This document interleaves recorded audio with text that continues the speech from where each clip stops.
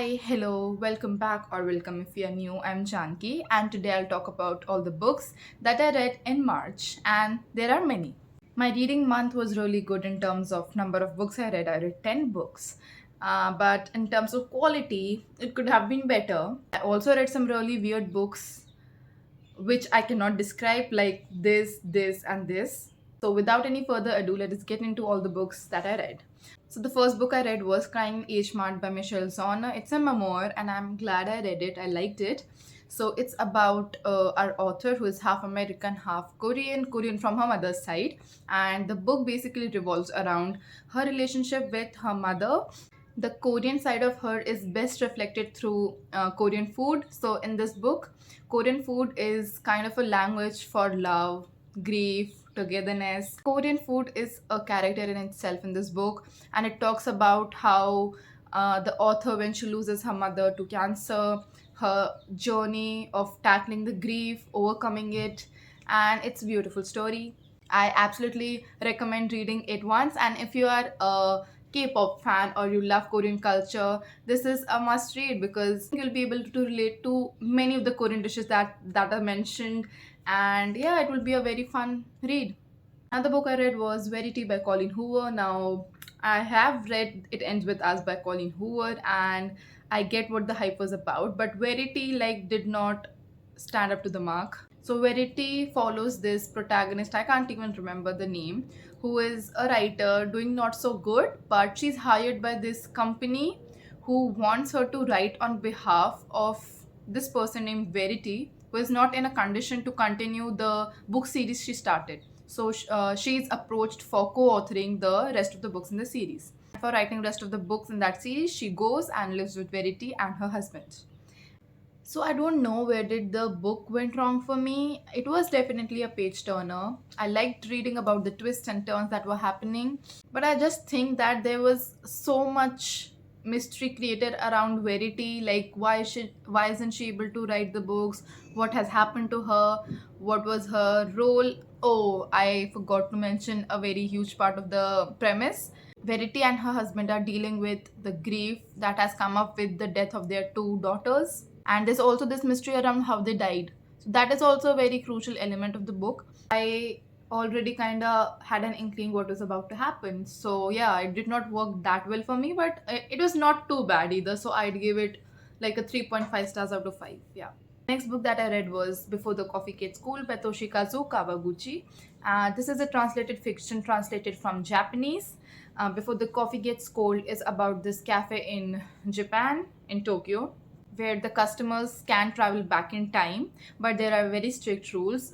One, for instance, is that you need to return before the coffee gets cold, and another is that you can travel back in time but cannot change anything. The question that this book tries to answer by the end is, why would you want to go back in time if you can't change anything?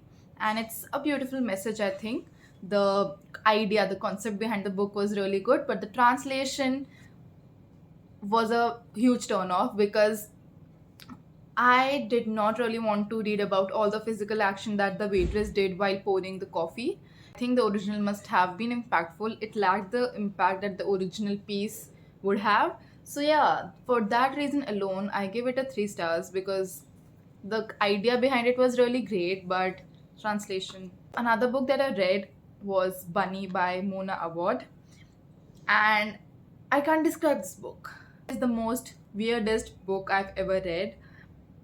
It, it is an intersection of horror, urban real, magical realism, of thriller, of whatnot. It's very bizarre, I would say. So this book is set in this writing school, and there are people who are being trained to become good writers, and there's this group of girls who call themselves Bunny, and they engage in these ritualistic things, like they're sort of cult. They conjure up new people so that they could write better. I know I'm not making sense because the book itself did not make sense, but it was bizarrely unique. And then we have our main character, Samantha. She's not part of this clique, and one day she gets invited to their workshop where they do all these conjuring and all that stuff.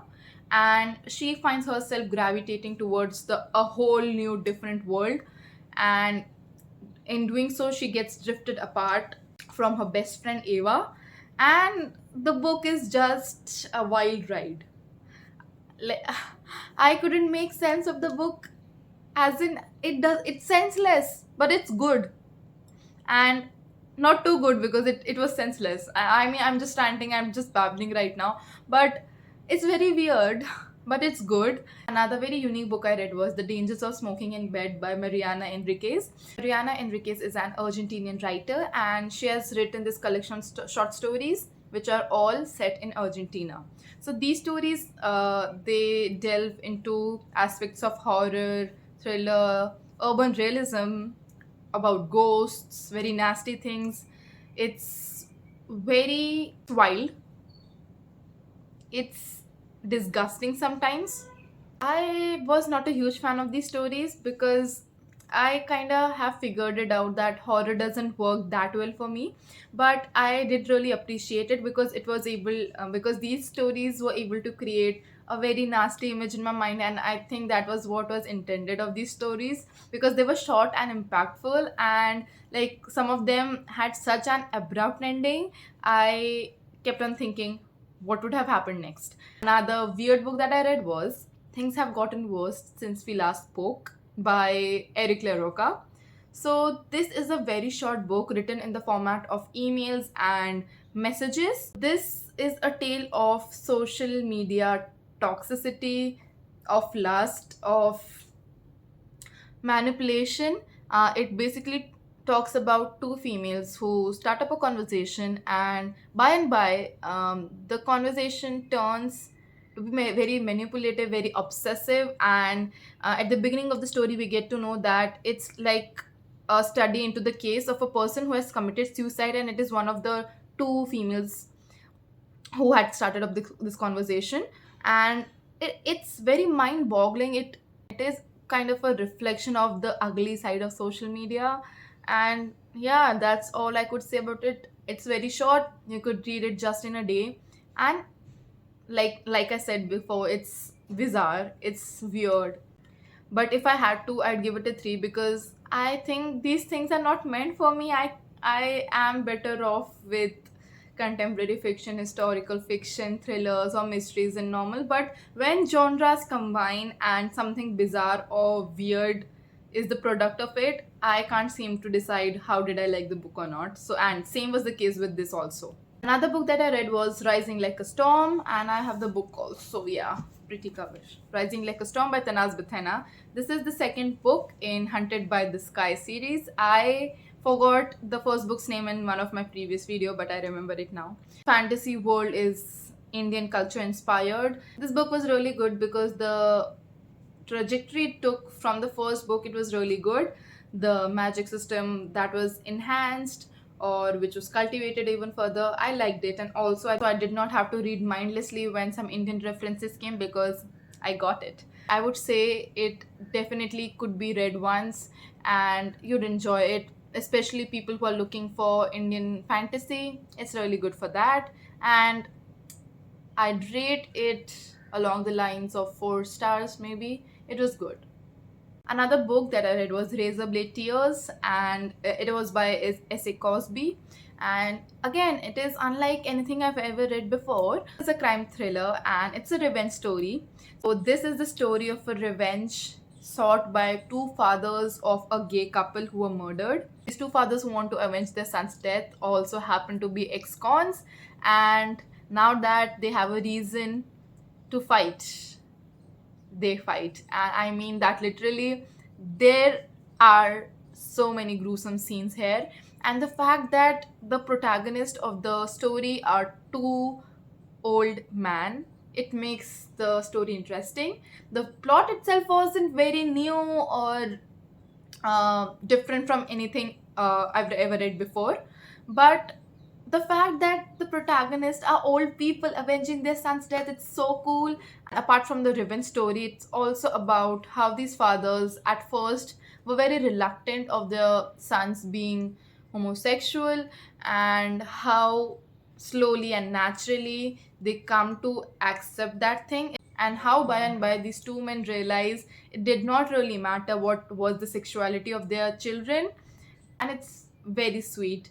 And yeah, that was the story about, and I would give it 3.5 stars because of the plot. Another book I read was The End of Loneliness by Benedict Wells. This is also a translated fiction, translated from German. At the End of Loneliness follows these three siblings who lose their parents very early on in their lives, and it deals with how these three siblings individually, separately deal with this grief. So, our main character is Jules, who is the youngest of these three siblings, and we basically, throughout the book, we follow his story primarily, and it talks a lot about different mechanisms of coping with grief. Some want their life to be a fast paced ride so that they can't even think about what happened with them, about the trauma. Some become a loner, and some immerse themselves into some task and just forget about what had happened with them. And since we primarily follow Jules' life, we get to know how throughout his life he has dealt with loneliness and how finally he's able to overcome it. It's a sad book, so you should go into it knowing that. Another book that I read was A House Without Windows by Nadia Hashimi. This was the book I picked for Afghanistan. Follow Zeba, a very dutiful, loyal Afghani housewife who is accused of her husband's murder.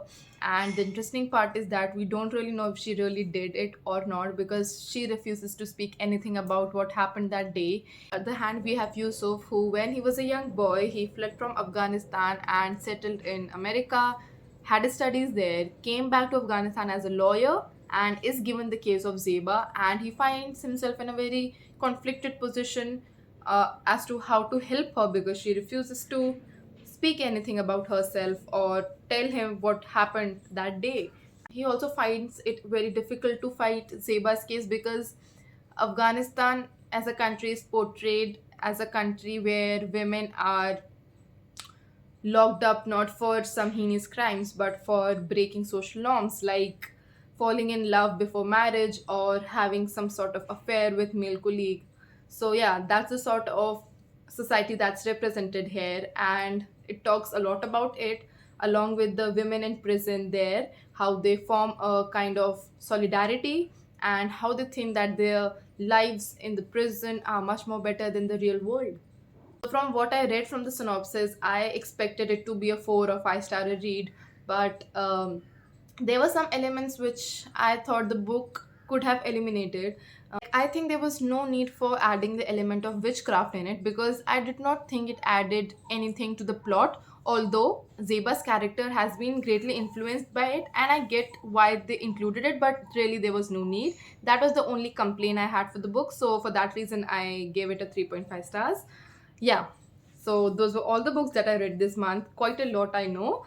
Could have been better in terms of quality, but nonetheless, had a great time, explored many new books, and I read, I guess, 3 to 4 translated fiction, which is really good for me. If you've read any of these books and if you have thoughts on it, please feel free to comment it down below. That was all for today. Thank you for joining me.